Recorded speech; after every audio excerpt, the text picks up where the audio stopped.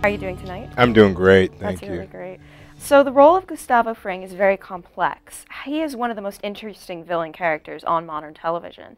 How did you prepare for this difficult role? I made some choice decisions. You know, when I read the script, one of the lines that really appealed to me was about a man hiding in plain sight, and I started to think about how many people do I know who have double lives and are hiding in plain sight. And I started there.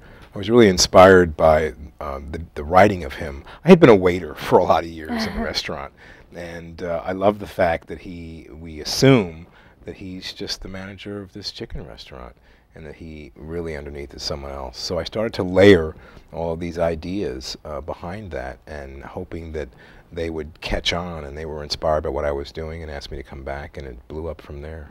Literally blew up from there. What do you look for when you're reading a script before accepting a role? I look for a complete story.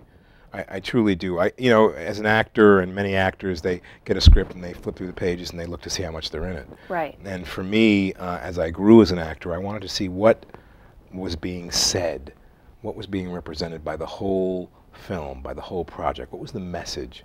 And so I looked, specifically with Breaking Bad, at this journey of Walter White, and I really related to it at a time in America where people were floundering and having a hard time feeding their families. Absolutely. And one man who's sick and possibly going to die soon really has a good intention.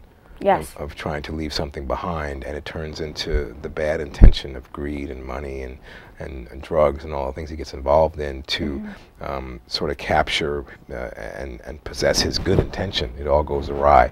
And I was fascinated with that particular story and that message. Some of us get lost in pursuing one thing for a good reason, and it turns into something really bad. Right, yeah. I feel that's something that's very timely as well in the economic distress, as you said earlier. And I think that's what draws a lot of people into watching Breaking Bad, is the fact that it's this guy who's just like an average guy, and he gets wrapped up in all of this just with good intentions. And I like that you choose it for the story and not just for, you know, this character is interesting and I'll get a lot of like exposure if I do this. Exactly. You know, for me, after it's been 48 years in the business, and I realized that I don't want to be the best thing in a bad show. I want to be commensurate and equal to actors that challenge me and writers that challenge me. Absolutely. It's really important for my own growth. And I'm not looking for like the economic remuneration of just being rich from something I do. Some people are, and they get that. But which is great for them. It's great, you know. I mean, you have to call a spade because then your intention is clear. You know, I just want to be a star and make a lot of money. You know, I don't, you know, and that's okay. That's because that's what you're calling up and what you're asking for. But I've always asked to go deeper and to really continue to develop my craft. Right. And there's not a day that I'm on set where I don't learn something. That's very important. If you're learning wherever you're working, that's definitely something that'll keep you busy and keep you happy when you're there. Absolutely. So have another question about Breaking Bad. Do you think Gus is a prudent businessman despite his obvious flaws, or is he just evil? I think he's a prudent businessman. And it capped itself in 401, where I just thought he did this despicable thing in the box cutter episode, and then I realized it and went back. You know, we had been away for a long time on hiatus after the last episode of season 3. I remember that time. That was a stressful time. Yeah, everyone was like waiting for the show to come back. And I had to go back and start to think about the last parts of season 3 and what actually happened, and all of a sudden the light bulb went off. The whole reason he does this is not for revenge or to send a message, it's because the family was compromised. Now, you realize at the end of season 3, we realize he not only has 17 Pollos Hermanos restaurants, chicken restaurants all across the country, but and the trucks and all that stuff that's going, and the meth that's going on the trucks, but he also has the laundry.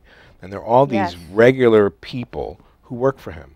And you know, as exemplified by the scene where he's teaching the guy how to cook chicken, you know, he's back there. Yeah, I feel like people really overlook the fact that Gus is so like into what he's doing. You know, he's not just a meth distributor. I mean, that's obviously where he makes his money and that's where he develops his craft.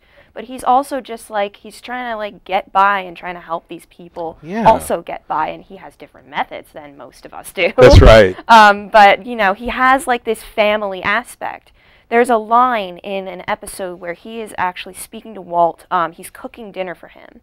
And he actually says, you know, my kids don't eat the fish like this. And that confused a lot of fans because they were not grasping that Gus was at the core a family man. Exactly. What is your take on that line? Oh, I agree with you. I mean, I agree. He, you know, they asked me for photos of my own children, and they said they may not see them clearly, but it gave them the opening to be able to see Gus's family, which is, I was hoping they would the first time we were ever in his house. It really was, to me, illuminating, not only for me but for the audience, that he is a family man, that he is, and he has a bigger family of business people, but that he's very exacting and very prudent and very caring. Right, yeah. About people. So I adopted the thought that he wants to bring people to their best selves. You know, it's like when you have children, you want to give them great advice. Right. And so it didn't matter that he was selling meth. It's like selling shoes or ties or whatever. He's going to be successful at it. Right. It's just a business. And he did it well. And then that's his line to Walt. You know, we're not alike. You're not careful. Right. You know, you're not on your business. You know, that saying we have today about being on your business. Absolutely. I mean, I truly believe that, you know, and that's how I try to get my work done as a filmmaker and an actor. What you do today determines your tomorrow. Like what you do today. So we all have to, you know, sometimes you get in life and you have to, I work as an actor and I work on a show called Revolution, but I'm also a director. And so every day I take time to further my directing career, whether it's just 10 minutes. Make a phone call, read a script, do my notes on a script that I want to direct.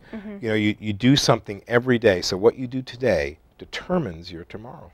Right. The truth. I think that's great advice. So you just mentioned that you work on a show called Revolution. Can you tell me a little bit of background information on that show? Yeah, it's a show about 15 years into the future where we're faced with no power in the U.S. at all. And so there's no power whatsoever. That's not too far off, I feel. I don't think so. If we don't start and continue to cultivate some other means of powering us up outside of oil, we're going to have this problem. And so the infrastructure of America falls apart and militias take rise, and we have a world that is controlled by certain groups of people.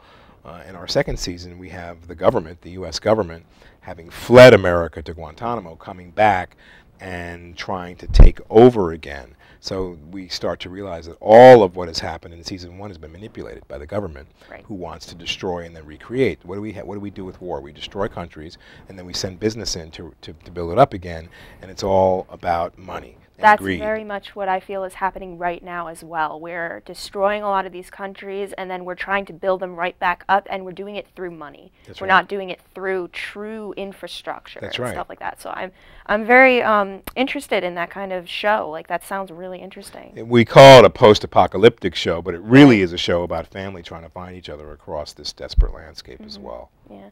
So it sounds like you do a lot of social commentary in your work, like Do the Right Thing, obviously. It was very much about race relations of that time. Revolution, it sounds like, has a lot of social commentary in it as well, in terms of destruction and how greed can cause more destruction. What kind of social commentary do you feel came out of Breaking Bad, if any, having to do with the meth distribution industry? Well, I did the show partly because I had met 2 young Mormon boys on their journey through the U.S. on their bicycles, spreading the good news and religious news. And then I read an article 5 years after meeting the 2 boys I met about Mormon boys who got lost in the Midwest and got into meth, and I was shocked. I thought, that's a movie in itself, you know. Then these boys eventually got found and sent back home. And then I started to really look at the parts of the country where these underground meth labs are, and people blowing themselves up trying to home make meth and do all these things for a drug. Some do it for money, others do it because they're hooked. And then I started to look at the photographs of people before and after, and what a short period of time it took for them to devastate their bodies and die. And I thought, this is just wild. Absolutely. You know, how does this happen? And we in our big cities don't know that much about it. And so partly why I took the show was to be a part of that. The other commentary about the show is about a man who is, you know, dying and wants to leave something to his family, i.e. money, and has to break bad in order to do that. So it made me think about America. You know, in my time, I know I've been through a couple of different downturns and been through the mill. And I realized that, you know, I have a talent and I have a career. I remember my 8th grade school teacher telling me, because I went bankrupt, and she said to me, "Oh, Giancarlo," she said, "why did you have so many children?" I have 4 kids. Like, that's old school. It's like, no one has 4 kids anymore. Like a farm family. Yeah. And I had to think about her words, and she said, "I fear you're never going to recover." you're never going to recover. And, you know, I had hope and faith, but I also said to her, I said, well, I'm in a business where it's feast or famine, you know, and I've been in famine, and feast will come and I'll recover, you know, and I'll have to be more careful about how I deal with my money, and I'll have to be more careful about what I'm doing. But if there's one business that I would be in, find myself in, that could have the ability, it's the one I'm in. Yes, you know what absolutely. I mean? Because before the first, years ago, before the advent of the big, huge star, Schwarzenegger was getting $20 million a movie, and Sam gets, you know, 18, 20 million, Sam Jackson. There was the character actor, and I was up toward $250,000 per movie. Now, granted, I would get one movie at that price a year, but that, you know, that's a lot of money. Yeah. You know, and then it went away. Then all my offers were scale plus 10 or take it or leave it. And that's when everything went downhill. But I always realized that there's the ability for me to recreate myself as an actor or director and have the ability to pay everybody back and recover from this. But I'm one of the lucky ones. Yeah, absolutely. My family has a saying where we say that life will provide for you. You know, if you're in a hard time, you know, it's not going to happen right away. It may not always happen the way that you want it to, but life will provide for you. Yeah, and you also have to work for it. It's really important to realize, like I say, you know, do something every single day to realize your goal. It's not, and the universe feels that too. Right. You know, wow, she's really working for it. Then it will come. It's undeniable that it will come. It's when you're looking at your shoes and you're thinking that's not going to happen, and you get in that depressed mode, that it doesn't happen. But it is up to us, because we've been given the tools to be able to find it. Right, yeah, I would agree with that. So we're going to wrap it up, but thank you so much for coming, and thank you so much for being here. We've been speaking to Giancarlo Esposito. Yes. He's famous for Breaking Bad, and he's also in Revolution. He is making some films. He is a really awesome guy, awesome to talk to. Thank you so much for being here. What a pleasure. Thanks for a great interview. Thank you. Yes, indeed, you're welcome.